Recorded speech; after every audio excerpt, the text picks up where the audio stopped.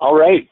Good afternoon to those joining us from the East Coast. Good morning to everybody joining us from the West Coast. Thank you very much for taking the time to join us today to talk about simplified and integrated DME workflows featuring iNPUT, ACE, QuickDME, and ClearID. My name is Larry Compton. I'm digital media expert for Ocean Systems. I'm joined today by our Vice President, Charles Guarino. Charles will be helping with questions and addressing those towards the end of the webinar. We'll be saving a few minutes to do that. So in the meantime, we want to make sure you understand how to submit the questions. On your GoToWebinar control panel, there is a questions pop-out window that you can open and expand to submit your questions throughout the course of the webinar as they come up. And we'll do our best to address all of those throughout. Charles will be working on those, and then at the end, address any remaining ones we can catch. So open up that questions panel and feel free to submit them throughout. I see a lot of familiar names in the attendee list, so thank you for joining us. Also a lot of new names, so a little bit about Ocean Systems. Ocean Systems is a business of Dynamic Technologies, Inc. It's our 30th anniversary this year. We have been in the business of graphic solutions, Windows-based graphic solutions since '87 and on GSA contract schedule for over 20 years. Of course, a pioneer in forensic video with literally thousands of systems used worldwide throughout local, state, federal, international law enforcement agencies. We produce hardware solutions, custom hardware solutions, software, training, and professional services. And we like to think that we not only provide solutions, we build relationships with the customers. So real quick overview of our products before we get into today's topic. Of course, our purpose-built hardware solutions for multimedia and digital evidence processing, our towers, rack mounts, mobiles, and portable solutions, high-end processing. The systems are vetted for various applications and all supported in-house. So they're designed from the ground up for the very purpose of processing multimedia and digital evidence.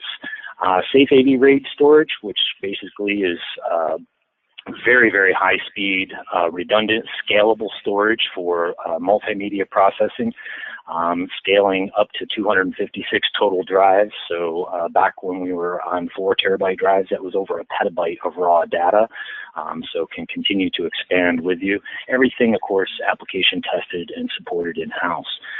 Omnivore and Omnivore Field Kit for uncompressed screen capture, both acquisition and post-processing of digital multimedia evidence. We've got some very interesting, exciting updates coming for both Omnivore and Omnivore Field Kit in the near future, so stay tuned for those. iNPUT ACE, the most recent addition to our product portfolio, a dynamic workflow engine for law enforcement. Hopefully most of you are familiar with. We're going to show a little bit of that today. ClearID, our image clarification product for Adobe Photoshop, which is a suite of tools that works within Adobe Photoshop for image clarification and video clarification. Completely non-destructive workflow with real-time previews, even on our FFT filters, and everything's documented completely along the way. One of the key features we're going to mention today is automation in regards to ClearID, hashing, verification report, and the other stuff those familiar with the product are already leveraging heavily. Detective, of course, our flagship forensic video product, originally both a hardware and software solution back when Avid Media Composer could only be purchased with the accompanying hardware. As we hopefully all know by now, that has changed substantially. Around 2006, that was no longer a requirement. So Detective is a suite of plugins that works inside Avid Media Composer and now includes all of the ClearID filters, nearly all of the ClearID filters inside of Avid Media Composer as well. And then, of course, our asset management product, QuickDME, which is a digital evidence asset manager and a digital CCTV proprietary viewer manager all in one. Supports all types of digital files, includes, that integrated player manager. And that's really where we're going to start today in our topic of simplifying DME workflows. We have to start at the beginning when we consider our workflows. And Workflows are extremely important, obviously, in any processing. But where does that beginning start for us? Think about what you're doing today as you acquire evidence, whether you're exporting from a digital CCTV system in the field to a thumb drive, and then taking that thumb drive back to the office, hashing the contents, copying them to a storage location, hashing the copies, validating that those hashes match, et cetera, et cetera. All of those processes from the very beginning on, we want to look at and consider, well, what can be automated and what can be improved? Can we standardize and provide a way to minimize the number of copies we have to create? How can we make these processes more efficient? And that's really what we've been doing with QuickDME from the get-go, is developing a solution to help you do that. So QuickDME can standardize the entire aspect of how you ingest digital evidence, or how your entire agency ingests digital evidence. Today we're going to focus mostly on a single workstation solution of QuickDME. How can it help you as the technician if it's just running on your system and nobody else in the agency is using it? Well, it can help you in a number of ways, and we're going to show you a few of those today. So, of course, standardizing that ingesting, minimizing user error, expediting the process, minimizing copies, standardized reporting, automating things such as hashing, copying, reporting, disk burning, purging. In regards to the disk burning, it's one of our customers' biggest time-saving features of QuickDME. It's how they actually came into the product, was because of a backlog on disk burning. Their policies require that certain case types evidence have to be burnt to disk to be put into physical evidence. Well, QuickDME automated all of that and completely eliminated that backlog for them. So things of that nature can have a tremendous savings when we start thinking about not only the employee, the technician, the analyst, the officer, but also the workstation as an employee. And when it's completely consumed performing these copying processes and hashing processes, well, we're down one system. We're down another employee, basically.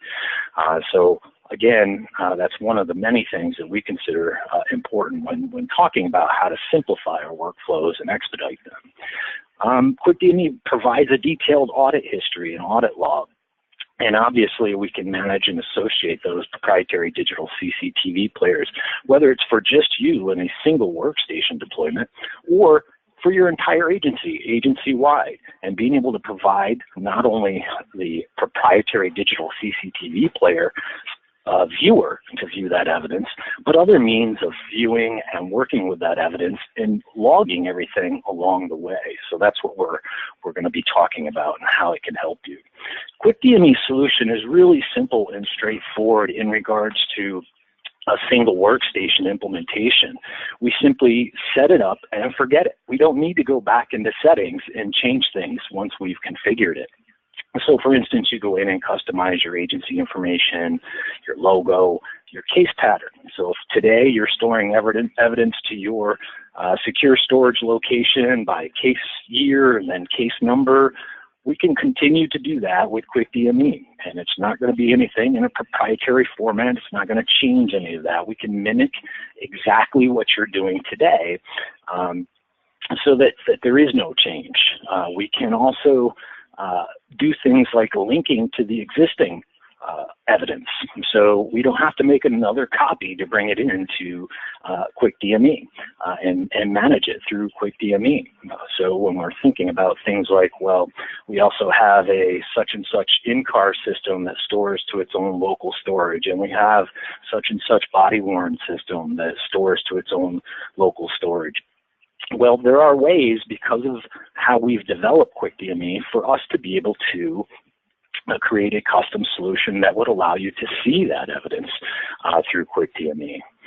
But again, very, very capable, expandable system, and once we get these initial settings set up, then you're off and running. Simply, are you going to be using keywords for tagging evidence as it's ingested? Do you want to auto-delete the uploaded files from the source? So for instance, another step where we're spending time. We have that evidence we've exported from the DVR on on a temporary storage medium or thumb drive. We hash it, we copy it to our storage location, we hash it again, we validate those hashes, and then we have to go back and delete the original off from that temporary storage. Well, we can auto-delete that for you, all as part of the process. Do you want to disseminate a hash report with all of your disseminations? Well, we can do that too. Add custom form fields to our forms, so on and so forth. They're your forms and become your forms. So the workflow capability of QuickDME is really based on what we call crime types. So once you set up, you can customize the crime types. We ship it with a default set of crime types. And incident classifications that are completely customizable by the administrator. But once you set up a crime type, you can set up various rules for that crime type. If this, do that. So what hash algorithm to use? Do we require incident classification? Do we want this evidence to automatically be burnt to disk for homicide cases, assault cases, things of that nature? And in other low-level cases, maybe you don't need it burnt to disk, so on and so forth. But that all becomes an automated part of the process. And then auto-purging for non-evidence crime types. So, for instance, in my sample database, I've created a couple non-evidence crime types to manage body-worn and in-car stuff. If it becomes evidence, it gets moved to a case. If it doesn't become evidence, it gets automatically purged after 90 days, 120 days, whatever your particular agency policy is. So all of that can be automated and provide a lot of efficiencies to you for simplifying your workflows. With version 3 of QuickDME, we introduced several new features, including an updated quick video player. So we're able to quickly and easily get in and view various proprietary video files immediately after ingesting into the system. So that quick video player has some additional file information in regards to frame types and audio metering. And we've also added a huge feature request called send to associations.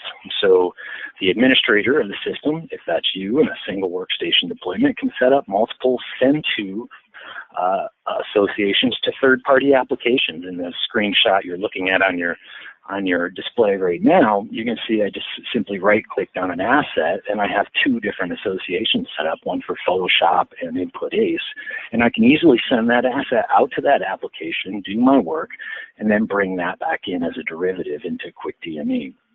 So we're going to be demoing that process here momentarily. Cloud dissemination, another one that was recently added with version 3 is fully electronic dissemination, which supports Dropbox and Amazon Web Services storage, S3 storage, and we'll have Microsoft Azure coming soon as well. So that provides the means to be able to quickly and easily disseminate evidence through those agency accounts with Dropbox or Amazon S3, etc. Some of the other key features, a few of which we'll be showing off today, are things like email notifications were typically more helpful in a multiple system or multiple user deployment, so that they're custom rules-based notifications. Maybe the administrator wants to be notified of all evidence on any case. Maybe they want to be notified of new evidence ingests on homicide cases, so on and so forth. Each user can create their own custom rule set given the proper permissions from the system administrator. Our derivative workflow, I briefly mentioned it moments ago, but the process of creating derivatives after we've done any type of clarification and then managing those derivatives. QuickDME gives you a quick, easy way to bring those derivatives right back into your asset management program, QuickDME, and easily identify what is original, which is a derivative, and who brought it in, when, so on and so forth. Digital CCTV Player Manager, some updated features on the Player Manager capability. Our new auto association, relatively new. It's been out on several of the last several builds. But what it does is automatically try to virtualize the player. If the player requires installation on the system, it's going to attempt to virtualize that player for you in the background, such that anyone else accessing that proprietary file would have the ability to view it in its proprietary player without having to install the player on their system. So I'll give you a quick demo of that as well. And another one of the features is adding special notes and instructions when that is the case. And we've also added basic image redaction capabilities within QuickDME. So some of the many features that I'm getting ready to show you on our asset management product, QuickDME, and then we're also going to see briefly our ClearID products as I do one of the examples. So many of you probably familiar with ClearID, our image clarification suite for Adobe Photoshop CS4 through CC 2017, 64-bit. Very streamlined, clean workflow interface designed from the ground up to make your life simple, to simplify the workflow and perform actions and clarifications in a structured order that is going to produce the best results and document everything along the way. In such a way, not like Photoshop's history log, where in the detailed setting we may have hundreds, literally hundreds of pages of everything that we've tried and every mouse movement within Photoshop. ClearID provides a nice, clean, step-by-step, do this with these settings and you're going to produce the exact same results. And oh, by the way, everything's hashed, so we have that as well. The improved import function in ClearID 3 brings images and content in much, much faster. So when you're working with layer stacks, could be dozens or hundreds of layers, importing them is much faster now with ClearID 3. Even in some tests, we've been faster than doing it through Bridge or Photoshop itself. And we're also doing SHA-1 hashing on everything. Excuse me. We've added some new filters and a number of efficiency improvements in ClearID version 3. Our FFT filters have been optimized, a lot faster layer processing. We now have features on the verification report tab that include things like quick export and slideshow presenter to provide a HTML document with every layer of your document and a way to view and browse that workflow without needing Photoshop to do so. And one of the big features that I want to make sure everyone is aware of with ClearID 3 is that ClearID filters can now be recorded as Photoshop actions as well with ClearID version 3.3. So what does that mean to us? Well, that means that we can take and record actions in Photoshop and leverage the power of ClearID's filters, and therefore then do batch processing on maybe images, hundreds of images that need to be processed the same way, cropped or resized and done through ClearID. Brightness, contrast adjustments, things of that nature. So adding more automation through Photoshop's image processor and that ability. And various other shortcuts and help callouts and things of that nature to try and expedite and help people get to the best product, end result much quicker within the ClearID interface. The other product that we're going to show today briefly is and by the way, I forgot, ClearID filters can be applied to smart objects. So if you weren't aware, back when ClearID 3.3 was released last year, we have now opened it up so that the filters can be applied to smart objects, which of course means video in Photoshop. So when we convert a video imported into Photoshop, convert it to a smart object, we can now work with ClearID filters across that entire video right within Photoshop, which can be very nice for quick changes and quick. Some people actually, do a lot of their video clarification stuff in Photoshop, as you may know. Others do some basic things, like myself. I love using Photoshop for simple derivatives for rotating mobile phone videos, doing some, very minor contrast brightness adjustments, or obviously creating demonstratives for court. So another cool feature with ClearID 3 in that regard. And the other product that we're going to show briefly today, of course, is iNPUT ACE, the workflow engine that everyone has been talking about, how it makes our lives so much easier when trying to access these proprietary digital CCTV files and get to the essence of that proprietary wrapper, extract out those streams, rewrap them so that we can work with them in other products or disseminate them quickly to others. So we'll show an example of that here as well.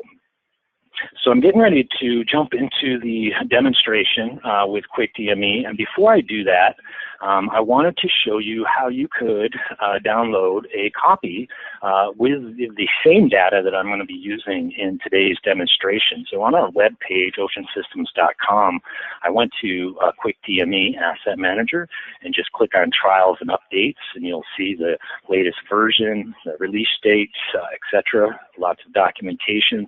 Click the Download Request form, and that's going to take you to a form. Once you complete and submit that, it will bring you to the download page where you can download the QuickDME application. And down below, it talks about our demo database. This is the database that I'll be using in today's demonstration. You can download this zip file and run a little installer. That sets up QuickDME for just demo use on your particular system using a Microsoft Access database. And that's all detailed in a PDF here as well as a video on how to do that entire process. So if you'd like to look into doing this yourself, that's exactly how you do it. Go there, download QuickDME, install it, download the demo database, and run the deployment exe, and you'll be off and running within a few minutes. So with that said, what I'd like to do is I'm going to walk through the process. I have a thumb drive with some image files on it in this case that I'm going to insert into my system. And I have a Quick Downloader, which is running, installed on my system and running in the taskbar. And it's going to come up and say, hey, do you want to ingest evidence from this drive automatically? And I'm going to say, yeah, actually I do. I'm going to show people how I'm going to do that. So it automatically detects the drive, any new drives mounted onto the system. Says, do you want to ingest evidence? I'm just bringing in evidence to a single case in this example. Our new downloader interface provides both a thumbnail view, list view, and tree view right within the interface of what these files are. I don't need these system volume files. I could actually exclude them in our system settings. But I just want to bring these images in, and I want to bring them into an existing case. So I'm going to start filling out the downloader form here. And this form is entirely customizable. You can add up to 5 custom fields to this form that may be specific to your agency or your workflow. I just have a comments custom field here, as well as a drop-down that does it include video or not. And fields in yellow are required. Fields in white are not. It automatically copies my case address information to the download information, meaning that this is where it was seized from or collected from. I can change it if need be, but it's just trying to save you time. Tab in the next field, it says who collected this. Well, it was my user ID on today's date. Who downloaded it or ingested it in the system? Well, that was me as well. Tab to the next field, no different comments, and I've got another custom field about the type of video, if there's any video, and I'm good. And now I'm going to begin the download process. It's going to hash the source files. It's going to copy the files to your storage location, and it's going to hash and validate all of those. That entire process just as quick as you just saw. Now I'm storing locally, and of course we have done a number of things obviously to optimize this over a network as well. In this case, we were only dealing with 15.68 megabytes. This is a report that one of our customers had requested. It's called a property sheet, which is just a simple report to show us that, hey, you know, this is the custom, your agency logo and stuff would be up here, the case number, the download ID, and then it gives us our case information, the download information, and what files were ingested. Now, of course, this is all stored in the database. Behind that, it's produced, the settings right now in the demo are to request tagging so that we could add keywords to these files like flag, fingerprint, or something. So on and so forth. license plates, so on and so forth. We can continue adding keywords and even have quick shortcut text. So if I wanted to reuse, I would just control in the number to reuse those keywords or descriptions on these files. And when I get all the way to the end, it says, "Are you done? Would you like to save and close?" Yes. Yes, I want to save my changes, and then it notifies me that the download's complete. Now, what we've just done is brought all of that evidence in from a temporary storage medium, hashed it, copied it, hashed it again, and validated that our copy that's stored in the evidence through QuickDME is, in fact, exactly the same as what was on the temporary storage medium. I could have had the system auto-delete those files from the thumb drive, as I mentioned earlier. I didn't in this case, but I could have it set up that way. I'm going to log in with the demo username and password. It's user ID 111 and the password 123. Tried to make it really difficult for everybody there. And launch our Access DME application. So all of our assets have been ingested. I'm going to do a wildcard search. For those not familiar with the Access DME interface, just a real quick orientation. On the left is our case listings and download listings.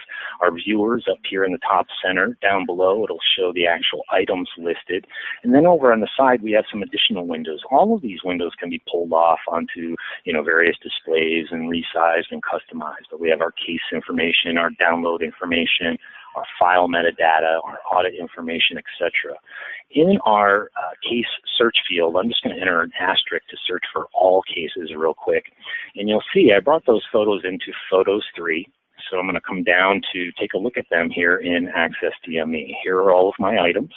I click on the flag and you can see my keyword flag fingerprint was shown down below. And so on and so forth for each one of these items. Right now we're viewing them in just our quick view. We provide multiple ways for you to view and work with the assets. We can simply download and view in quick view, which we're doing, or we could open that asset in our Windows default viewer and view it if our administrator's given us permissions. In a single workstation deployment, you're probably going to give yourself all of those permissions to do all of that. So with that said, I talked about the send to associations, and again, here I have for images and video and miscellaneous files, I've created a few different send to associations for images. I have one for Photoshop. So I can bring this image right out of QuickDME into Photoshop and start working with it using ClearID to produce a clarification. Now I'm going to zoom in on this plate so you can get a good look at it as soon as my system catches up. There we go. So you've got a good look at the plate on this object, and we're going to zoom out a little bit. I'll just do a quick correction as soon as my system catches up. Do a quick correction on this to try and get this plate. This is an iPhone photo taken through a car's windshield of a vehicle in front of them. I'm going to press the F7 key to launch ClearID. And in this case, I want to crop it down to that selection. That's my only area of interest. I'm going to go ahead and crop down to that. I'm going to go back into the ClearID interface, and I'm actually going to adjust image size. And you might be thinking, well, why are you going to adjust the image size to do this clarification? Well, because I'm familiar with this particular one, and I know that I have enough resolution that I can improve the signal-to-noise ratio by reducing the image size. I'm going to reduce it 50% to improve that signal-to-noise ratio. There's a lot of compression noise and also other noise in this image, and I'll show you why I'm doing that. I'm going to come back into ClearID and go to focus correction, and this is the last thing I'm going to do in this example, but I'm just going to do a quick lens correction on this image so you see our live preview in the ClearID interface. I'm just going to tweak this focus deblur radius up, and you can see my point spread up here. I'm going to tweak this up to about somewhere right in there and maybe add a little bit more sharpness to this. And you can see those characters really pop out. Now, if I had done that without doing that resize in this case, we get some information, but not nearly as clear. We aren't able to see all three of these characters here, for instance, without that resize and that noise reduction process. So let's say I'm done. I could do some other things like, adjusting brightness, contrast, bring out the edges, etc. But I'm done. I'm going to save this to a folder on my desktop called Processed. save it as a TIFF file with the layers, so it's in a format that we can distribute, and they don't need Photoshop. They just need an application that can view all of the layers. I've saved that out, and one last thing I want to do is produce my verification report to save with it. So I'm going to save out my verification report, include that in my process folder, click Save. It's going to auto-launch my verification report. And here's the report showing my end result thumbnail and all of my system settings for each of the processes that I applied to that. So I'm going to close that verification report, and we'll close right out of Photoshop. I've already saved it, so I don't need to save it again. But now I want to bring this back in as a derivative. So I'm just going to go up to File, Add Derivative. I'm going to select that process folder and say license plate clarified with CID, and tab down. I'll say no video, and I'm going to uncheck this link to source in this case. What link to source does for us is it allows us, we have a number of customers using QuickDME for managing very, very large data sets where they have direct access to that evidence storage, which is not a typical case in an agency deployment, but in a single workstation deployment or in a small lab deployment, it's very common. So when they're imaging a hard drive from a digital CCTV system or a computer or what have you, obviously we know those image files can get extremely large. And having to move that data and copy that data takes time. So we want to minimize that, and we have provided them the ability to link directly to that original source, so that original image. If they have the ability to image it right to that same storage location, well, why do we need to copy it and import it and all of that? Let's link to it and then just scan the metadata. So I'm going to uncheck it in this case, but that's what that is there for. It's a huge time saver for minimizing how many times we copy and etc. So we have our original here, and then you'll see the derivative that I ingested has a different color folder. It's a brown, so all of the brown folders are derivatives, and there is our derivative that we created. I can view it in my Windows default viewer and zoom in on that as much as we want to show, so on and so forth. So quick, easy, everything's documented along the way. I have the audit information regarding when it was ingested, by who viewed it, so on and so forth. Same on the original. Of course, all of the metadata for that original file, the camera it came from, etc. And then the audit information on who viewed it, even how they viewed it with their Windows Association, Quick View, so on and so forth.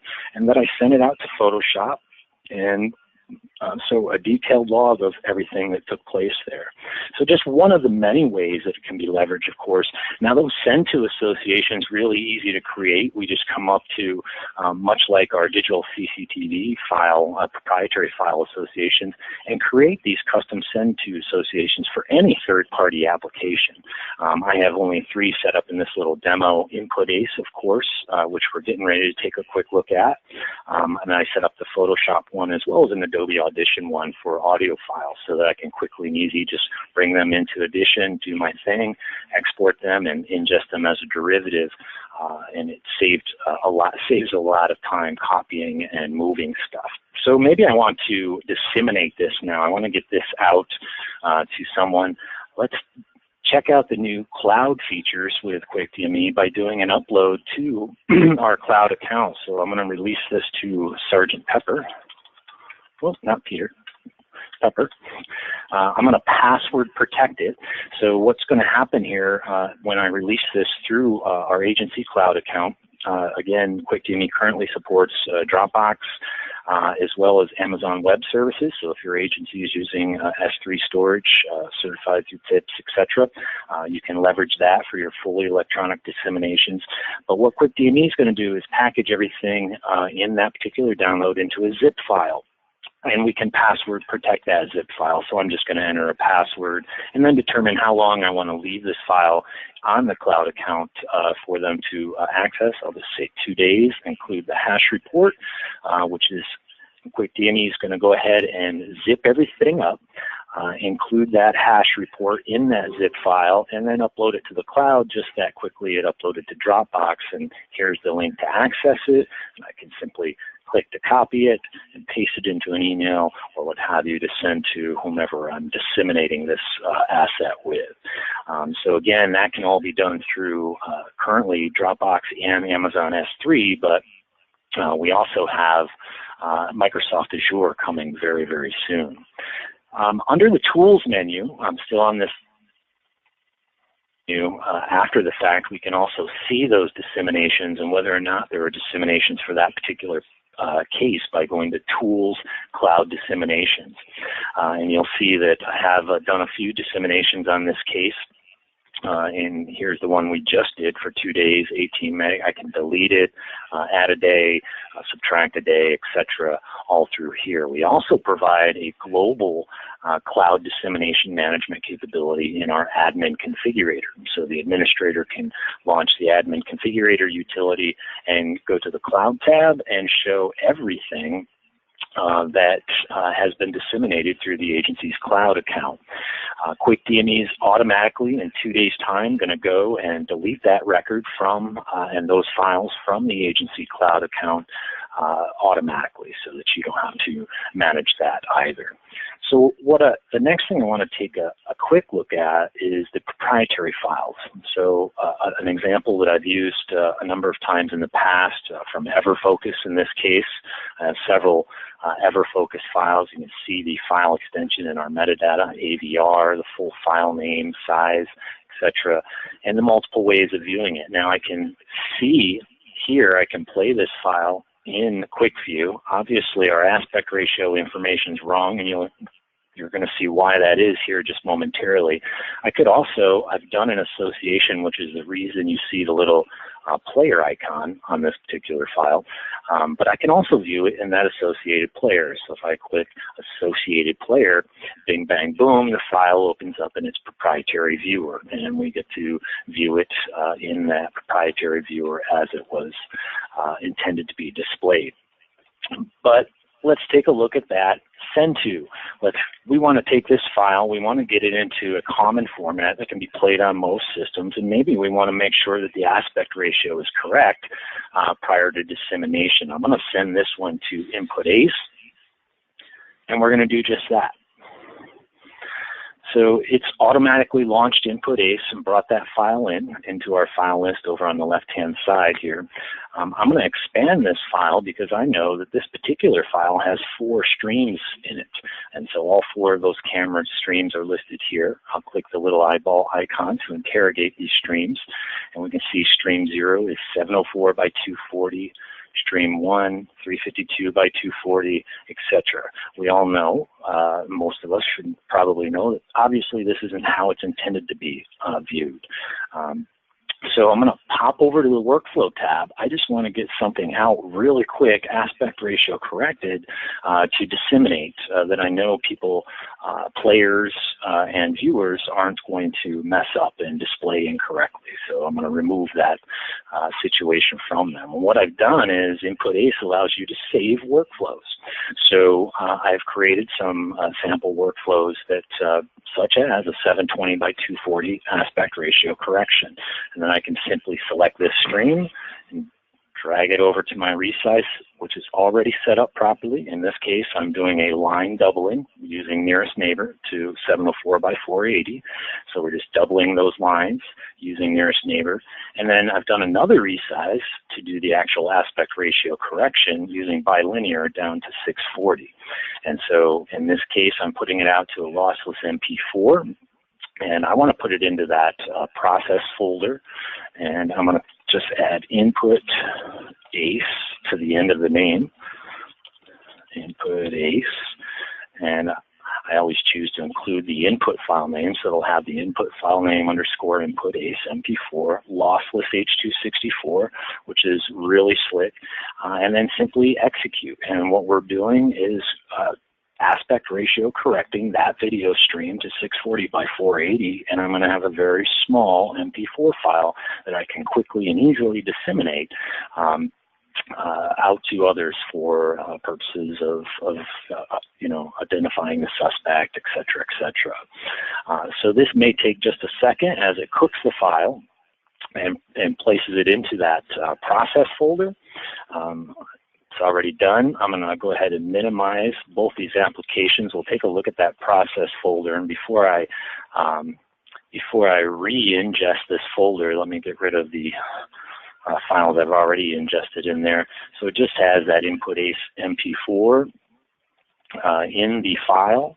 I'm going to come back in and we can ingest that derivative to this case the same way we did with the other, we'll say AR corrected video stream 0, CCTV, and OK, and it's going to hash that file, copy it into the evidence storage, validate. Oh, must probably because I changed the folder contents. But the gist, let's try that again. Let's see if it was file, add derivative, processed, AR corrected, CCTV. I'll just leave it linked to source.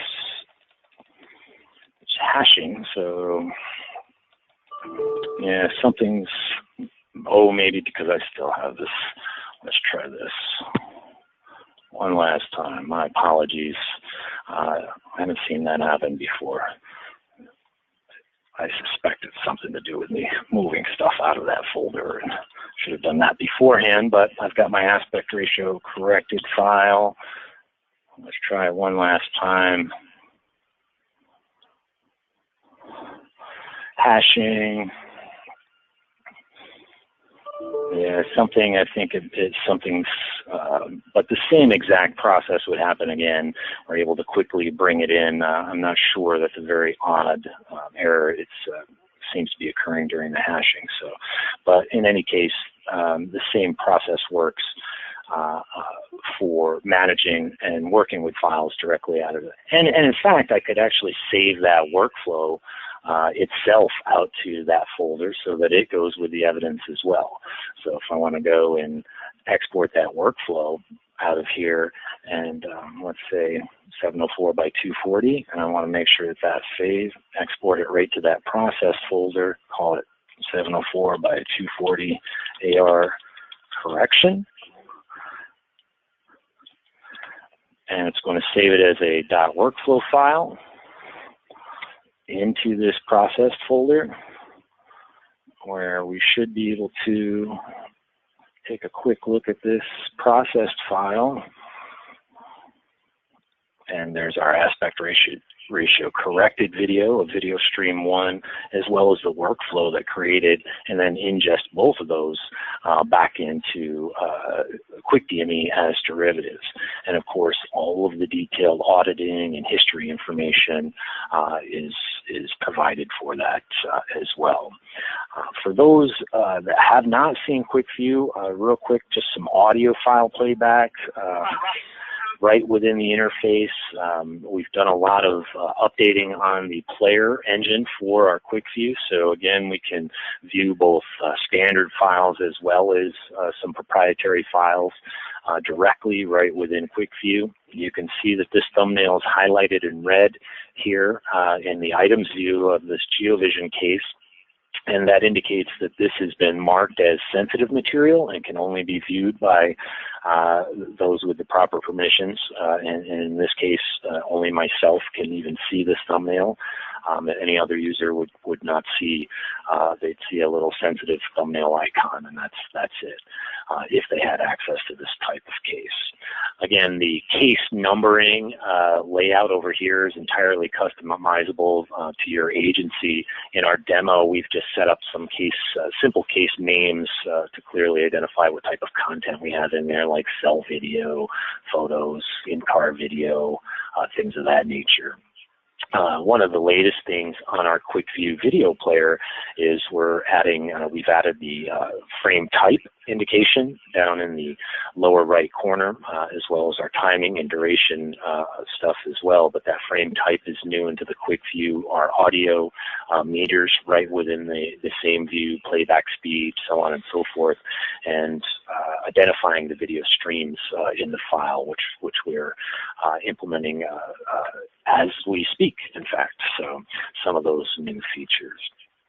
So that is real quick what I wanted to show in regards to workflow, minus the one hiccup on bringing that file back in. That was really weird. I'm not quite sure what happened there. I do apologize. But wanted to turn it over. Charles, do we have any questions coming in? You've got a few minutes left here. Charles? No? Can you hear me? Hello? I can hear you now. Oh, there we go. Yeah, the little button on my headset helps. Hi, everybody. Thank you very much, Larry. That was wonderful. Yeah, no problem. Lot of great information. If anybody has any questions, there's the little questions panel that you can kind of tear off the side there and open up and start posting them, and we'll answer them as they come in. I think one thing I just wanted to kind of highlight here is, you know, what Larry was focused in on today was a single user deployment, and that's a single license that's $24.95. And then what's nice about that is if you are the only one that's processing evidence in your agency locally on your own system, and you end up setting up these workflow templates so that it's a robbery, I'm going to hash it like this, my folder structures store it like that, and maybe the first next step that you do is there's just somebody separate from you that's going out and collecting the evidence. And you just want to set it up so that there's an ingest kiosk. That's all people do. They come in, they mount the evidence, they type in the case, they identify the crime type, and so it's very simple to just add them as a user, give them, you don't have to give them any permission to access the data. They could just be an ingesting person. Or maybe you add another person inside of your actual unit. And so, you know, one simple way of doing that and sharing these workflows and everything which you've set up, you don't have to take the time to train somebody how to do all these things, right? So now they're just plugging in their evidence and they're ingesting it. Maybe you just share your storage location logically on your system and give them permission to see it, and they're going to go through the network and you're going to have, you know, access to it directly on your system. It's very simple for us to add another license. We give you another unlock key. You'll instantly have 2 licenses in the system, and you can treat them just with 2 people. You get to leave them dynamic floating licenses. At some point, if you want to grow it farther and you actually want to move the database onto a separate system that you're both pointing to, and now there's 4 users, 10 users, there's flexibility within the system to just leave all the licenses dynamic, or you can start to set aside static licenses for people that you always want to have access into the system. So you have 5 licenses, and you decide John wants to always have the ability to log in and out. He doesn't want to pull one and put it back. We just set aside a license for John, and then there's 4 dynamic licenses and 1 static license. So it's a very nice way of just, you know, starting off. You can even just focus in on the downloader module and ingesting and burning your disks and hashing. And we had an agency do exactly that. They actually started off buying, I think, like 5 licenses, and they had big plans for deploying it across their department, and it's kind of hard to turn the Titanic. So they started off just ingesting and automating that whole process, and while they were doing that, they were actually aggregating a database of metadata. So then when they got everybody used to that process, and then they introduced them to the Access DME module, everything that they had been documenting was then just available to them. And it's a really interesting way to kind of, if you're a larger agency trying to implement it, to do it that way. And just to know, if it's just you doing it now, and you might want to add a first responder to collect and ingest things. It's very much within the framework of how the product works to be able to leverage your knowledge of how you want things done without having to retrain this other person to follow your SOP. I gotta say, I mean, if I can add, Charles, I mean, from my perspective, when I was with my agency many years ago, back right around 2000, they were looking at asset management. And, you know, the big argument at the time was, from me at the table, I'm like, why are we, it was literally over $100,000 just to get in to their asset management product, and then thousands a year for support, etc. But at that time, in the early 2000s, the amount of digital evidence we were dealing with was, you know, minimal in my opinion, and it could be managed through, you know, much more efficiently through, you know, our standards files and folders and our policies and procedures. As the amount of digital evidence exploded, that's really when digital evidence management solutions started making sense in being able to automate and save time in regards to a lot of those repetitive tasks. And as you had just talked about, you know, in regards to a single workstation solution and being able to grow it, I don't know of any others that are really geared that way and provide you or the customer with complete control of both, you know, local storage and how you're leveraging that. So just one of the many differences, in my opinion, that QuickDME provides. So there's a question here that, are you able to access the system remotely? No different than you would access any software that's inside your firewall and secured with your agency. You'd use something like a VPN to dial in and do that type of thing. I don't know if that's, I mean, that's the short term, the short answer for that. There are design ideas for a web-based asset module that we haven't implemented yet. So if that's what you were asking, I'm not sure, but that'd be the answer to, I think, both levels of that.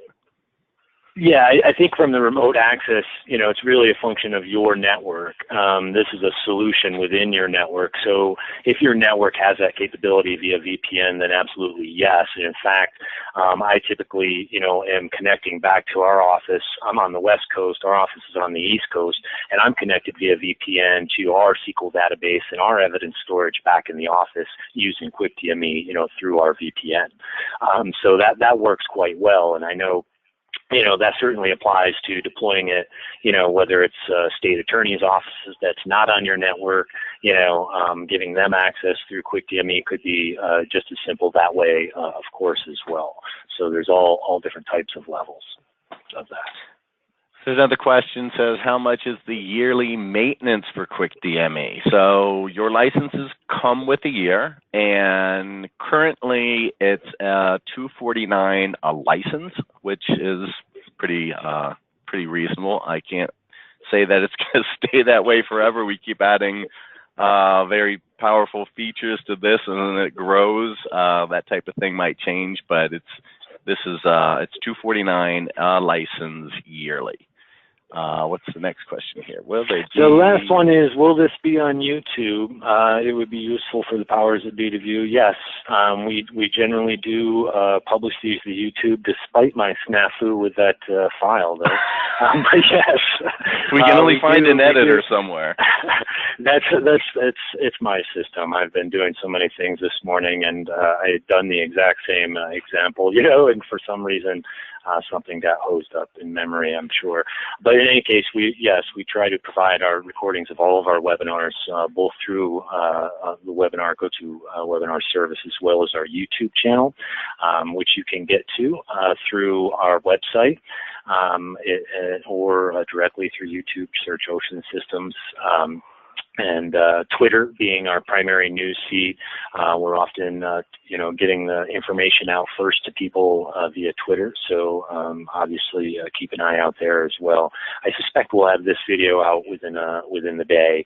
By tomorrow, I suspect we'll have it online and provide that in the follow-up email blast as Larry, well. can you take them to the what's new on our webpage? I can, and, yes, sir. I know there was a lot of different things we talked about. I just want to make sure that it wasn't, lost in the information. There is a couple, releases that I encourage everybody to go get, especially if you're in support already and they're owed to you. There is the ClearID 3.3, and one of the things Larry was talking about there was that we made it so that you can record your own actions.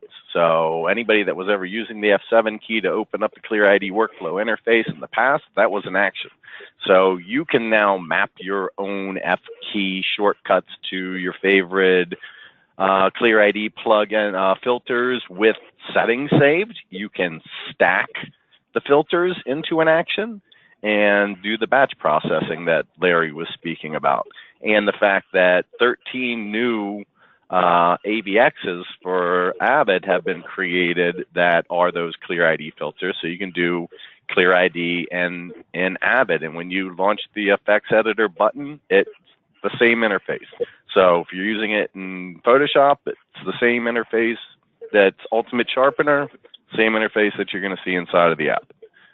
But you can just go right here on this page and just go add remove programs in your computer and just check and see that you have the latest versions.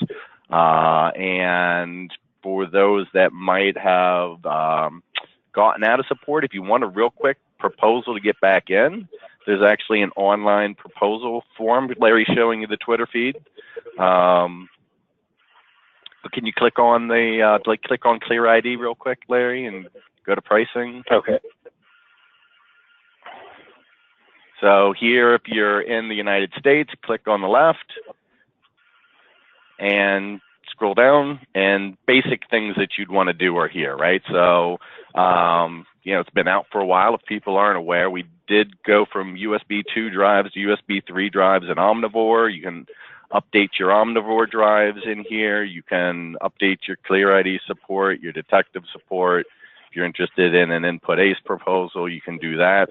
Don't have QuickDME on here yet, but we'll probably have to get that added shortly. So anybody interested in a proposal for that, you can just email sales, give us a call. We're always happy and looking forward to working with you. Any more questions pop up? Are we going to be at LEVA? Yes, we're going to be at LEVA. I will be there with Doug Perkins and look forward to seeing everybody out there, and see you at Clearwater. Yes, we will. Very good job, Larry. Thank you very much. I hope to hear from everyone that was here that's interested, and if we're slow in getting back to you, it's because we're in Clearwater. But we'll try to get back to you as soon as possible. Yeah, thanks for the time, everybody. Really appreciate it, and hope you have a great day. Thank you very much.